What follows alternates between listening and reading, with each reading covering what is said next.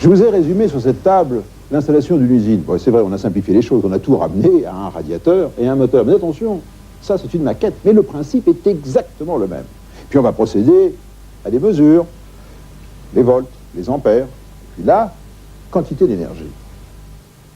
Prenons d'abord le cas le plus simple, la résistance pure. Bah, pour vous, c'est le radiateur, les ampoules électriques ou le four classique.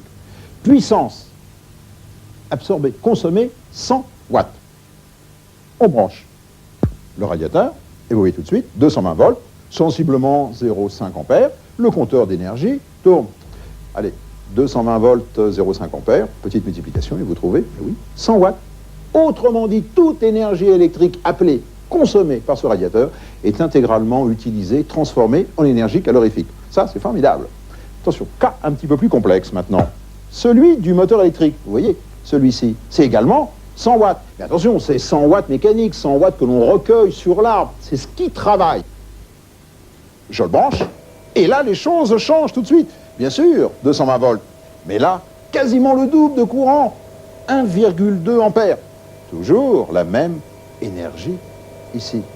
Qu'est-ce qui s'est passé?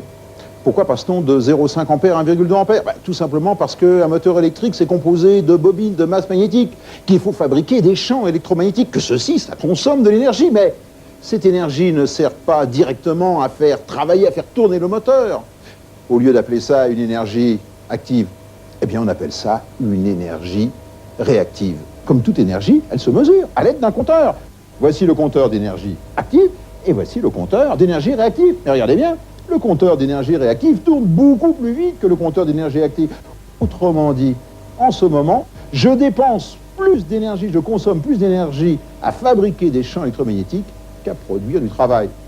Vous avez compris? C'est une énergie pour vous qui est, j'aime pas beaucoup ça, mais disons-le, inutilement chère. Pour deux raisons. La première, c'est que comme toute énergie, vous la payez. Et la deuxième, c'est un appel de courant supplémentaire qui se ressent au niveau de l'installation, au niveau du branchement, au niveau de votre transformateur. C'est une surcharge sur votre réseau de distribution. Vous vous souvenez tout à l'heure du témoignage, le directeur de cette usine de compostage? Un des problèmes qu'on a rencontrés, c'est qu'on consomme beaucoup d'énergie électrique, et à tel point que les câbles de notre transformateur fondaient. Mais la parade, plutôt les parades, elles existent. La plus simple, elle porte un nom, condensateur. Condensateur, c'est très simple. C'est ceci, un condensateur. Le principe, c'est toujours le même, un condensateur. Ce sont deux plaques. Et entre les plaques, on place un isolant. Vous voyez? C'est tout simple, ça ne tourne pas, ça ne consomme pas d'énergie, pas d'entretien. Mais regardez son utilisation, c'est très étonnant.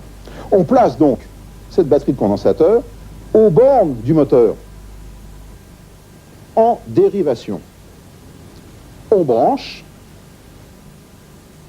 ça démarre, et regardez tout de suite, 220 volts, et là, mon intensité, au lieu d'être 1,2 ampères, elle est retombée à 0,5 ampères.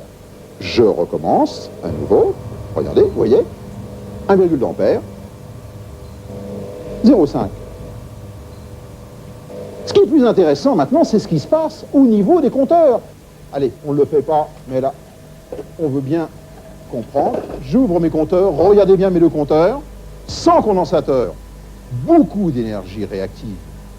Avec les condensateurs, quasiment plus d'énergie active. Une dernière fois, là, sans condensateur, énergie réactive, avec condensateur, quasiment plus d'appel d'énergie réactive.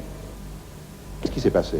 Simplement, cette énergie réactive qui est nécessaire pour fabriquer mes champs électromagnétiques, je la prenais avant sur le réseau d'EDF. On me la facturait. Cette fois-ci, elle est compensée par les condensateurs qui se comportent comme des générateurs. Et ce sont eux qui tout simplement fournissent cette énergie réactive. Vous voyez, finalement, les choses sont très simples. Mais ça, c'est la théorie.